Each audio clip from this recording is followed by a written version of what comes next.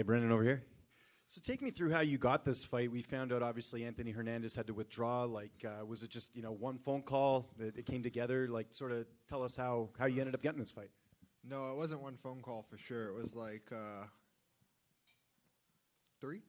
So they called on a Tuesday and said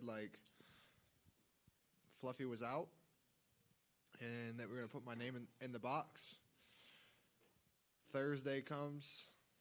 And they said, well, they're still talking to Paulo, but it's starting to favor myself. By Sunday night, they said it was 100% me. Monday morning, drive to Chicago. So it was kind of a little bit of a waiting period, waiting to see, a lot of uncertainty. But it is what it is. It would have been nice if they would have just gave it to me on the Tuesday and went straight to camp, but it's all right. Yeah, that's good. And obviously, training in Chicago. I know, De Ridder obviously trained at Killcliff as well. You guys had never trained together, though, right? Was my understanding, or had you guys trained? No, just one little brief drill that was almost I can't remember the exact position, but it was if the guy on bottom gets out, then the next guy comes and there's a line, and there's 8 people on the ground waiting to go. It was just jiu-jitsu day. So just a minute and probably 10 seconds of that. That's it. And I know you guys are different fighters, but Gerald Meerschaert is at your camp. He fought De Ridder as well. Game plan for him. How much of an asset has that been in camp? Because he's already prepped for the guy. Yeah, it helps, but again, the styles are different. He's a southpaw. He's felt De Ridder in the fight and knows how awkward and how everything is. So that helps hearing his input. But again, yeah, like you said, I'm a lot different than Gerald. But Gerald gave him probably his hardest fight, and I'm gonna give him an even harder one. Yeah. Who else did you get to work with this camp? Always the best welterweight in the world, Bilal Muhammad. We got my team that's here right now. We got my boy Max, Horacio, brought Tuco from Florida, Charlie. Ignacio, Nacho, however y'all look at him. I know what you mean. I know what you mean. You're good. His little brother, worked with him as well. Yeah, man, there's been guys that just come to help for sure. Gerald, obviously. So we're prepared. What have you made of RDR's run so far in the UFC? Coming over from one championship, hasn't lost yet. What have you made of? What's your assessment of him in the UFC? I mean, it doesn't impress me. Maybe I'm hard to impress, but there's not one fight or one moment where you're oh man, this guy's crazy or he's something special. He's tough, he's durable, his jiu-jitsu's not bad. But really, what else is there, to be honest? I don't know, maybe you see something different than me, but I haven't seen anything where I'm just oh man, he's something special. He's got that it. Maybe he has something that needs to be a little bit more pop. It doesn't stand out to me, but hey, he's getting wins, good for him. Were you impressed with him? Well, it doesn't sound like it. You weren't impressed with his win over Bo Nickel, finishing him. I know, Nickel doesn't have a ton of experience MMA-wise, but what did you think of that victory? I mean, Bo will probably be good one day, right? But he's so young and so green in his MMA career. He's a great wrestler, but we know this isn't wrestling. And, yeah, it doesn't impress me because he's so green. Maybe when he's get some more time, some more experience, and get to fully come into himself as an MMA fighter, it'll be different. But no, they just struck, and we know Bo's not a striker. I mean, De Ridder's not a striker either, but he has more experience. So, yeah, I wasn't really impressed by it, to be honest. Okay, last one for me. Your grandparents, I believe, are from Canada, is my understanding. Where are they from? Give us a little bit of backstory as to why you're going to be sort of the honorary Canadian in this main event. Yeah, so my grandparents were both born and raised in Edmonton, Alberta. My grandma was raised in the backwoods. She rode a horse to school. Obviously, they've been gone for a little while. My grandfather gave up his citizenship to go into military in America. And he was in the Marine Corps for 36 years. But my grandma still has her citizenship, still files for her green card. However often that's supposed to go, I don't know. But yeah, she hasn't been back in a while because my grandfather's been sick for a long time.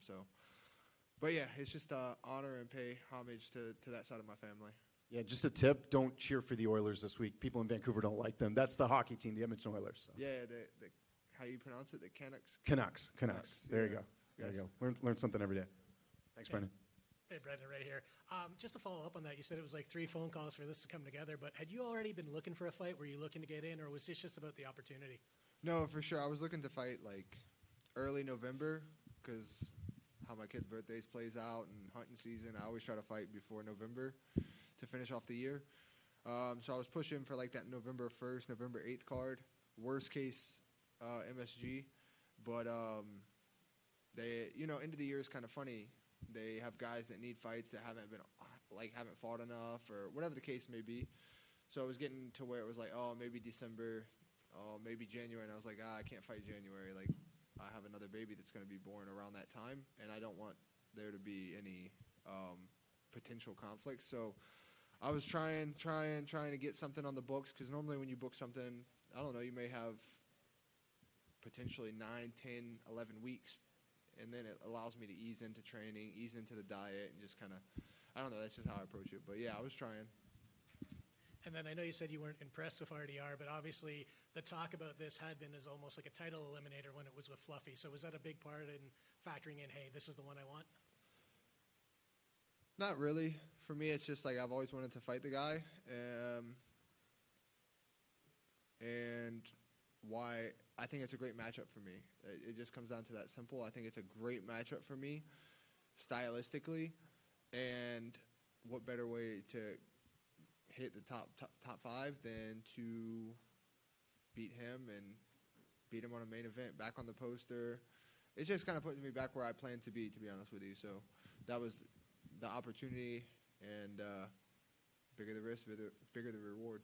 When you say you always wanted to fight him, was it just a stylistic matchup? Or stylistic, yeah, and then like at the time with Killcliff when he fought Ungla from when they were in 1 and stuff like that. Ungla was my friend, and he would come over to, I would stay with Tuco, and he'd come over to his house, and we'd go to his house, and yeah, so it's just like kind of stems from that a little bit. Like I'm kind of like gang, like that's my friend, so that's my boy, and it just kind of, I kept the same energy.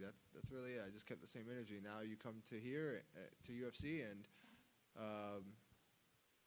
some of these guys have fast rises. They jump so quick in the rankings and so quick to the spotlight. But how long of them really last? How long? There's not too many. My career has never been fast and direct. So I've had to build myself back a couple times. I've had to revitalize myself. And he's about to have to learn that in this promotion after Saturday. Ongla obviously retired recently, but one more completely unrelated to this. We have Khamzat Chimaev obviously as champion now, and as a guy who was getting close to that title picture before a couple of setbacks, and now you're trying to work your way back there. Any concern about the possible lack of activity that you might see in the division? Man, I think there's a couple divisions. It's all over the place right now, and middleweight's one of them. Yeah, it's definitely a concern. It's very interesting. It's going to be very interesting to see how fast he wants to turn around. He's a guy that's been very open and honest about injuries and setbacks with his health. And, it's definitely concerning. Hopefully we don't have to have an interim, or hopefully they don't even do an interim if it comes to that. Hopefully we just strip and he comes back and fights for it if that were to happen. But, I guess we'll see, huh? I guess we'll see. Thanks. Yes, sir. Brendan, what do you think of Khamzat calling out Alex Pereira and wanting to move up to 205 before he even has a title defense?